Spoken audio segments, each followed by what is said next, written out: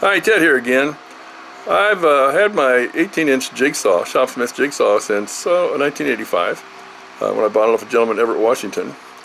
But watching Scott Markwood and working with his 18-inch Jigsaw, which he has a few of them, I thought, you know, I've basically loaned the other one out and I would like to just see if I can get mine working.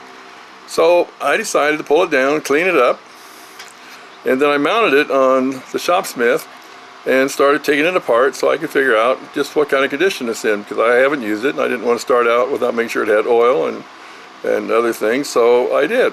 So here's what I found. So there it is, set up on the Shopsmith. It's all back together.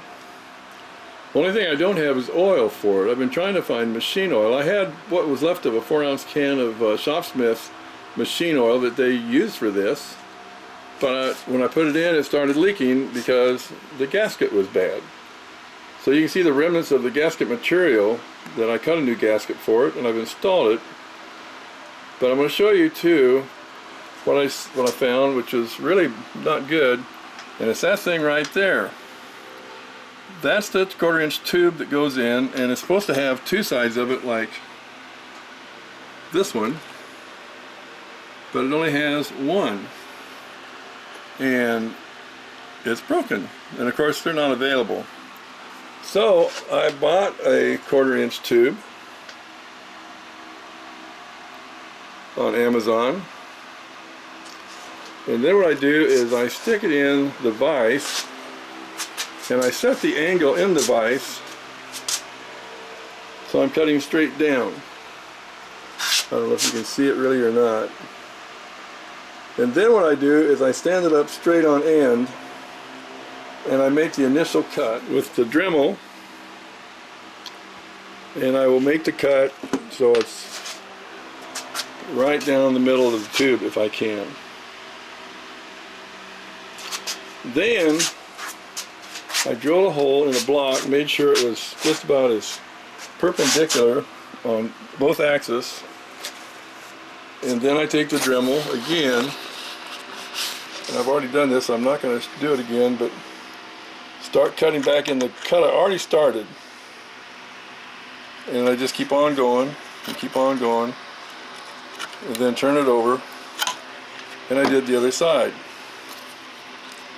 Now you got to have something in the center of this tube, and of course this tube allows air to go through as well, but this is what I have here.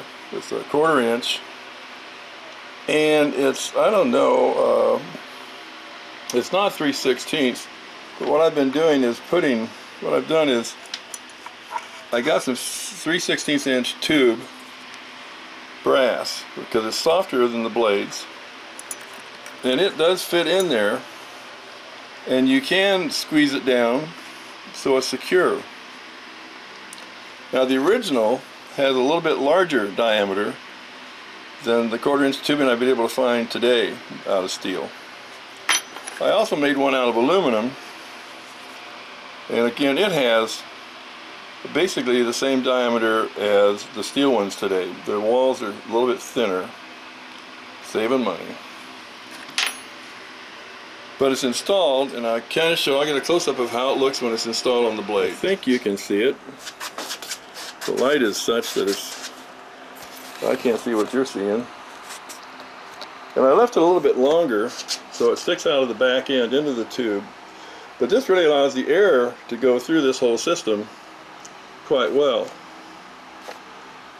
So, like I said, I went ahead and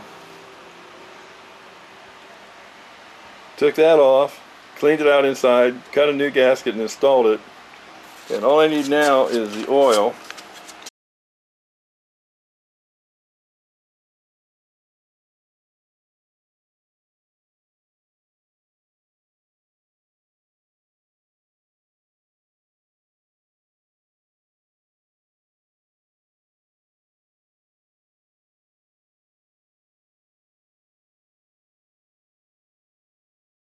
Which of course will go in right at that big screw right there. I didn't have a plate, which usually has an information plate on it.